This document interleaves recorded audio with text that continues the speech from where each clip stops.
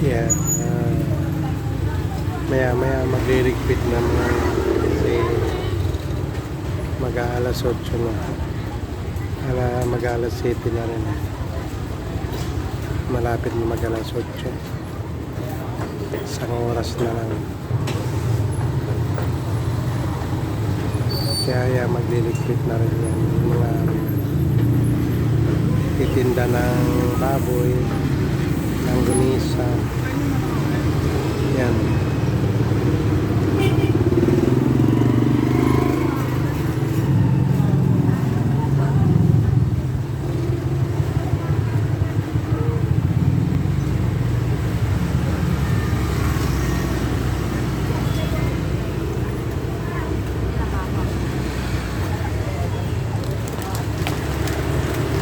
Doon sa kabila wala na kasi konti lang yung isda niya, kaya wala na.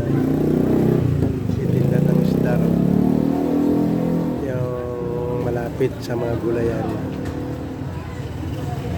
Yan, wala na. Dito na lang yung mayroong isda tsaka baboy, manok. Yan. Kasi yan, marami talaga silang isda dyan na stock. Marami sila mamili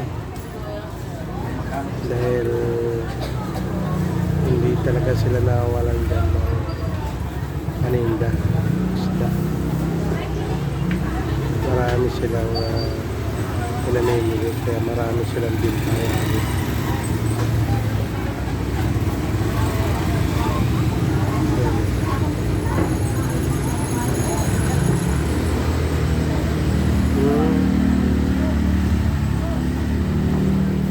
Yung baboy,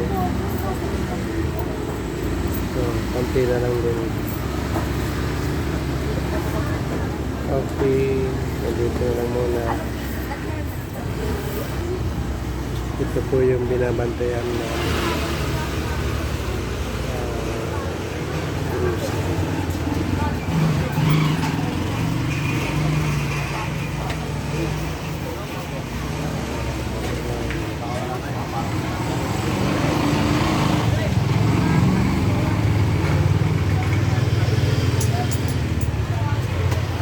ito yung grocery na binabantayan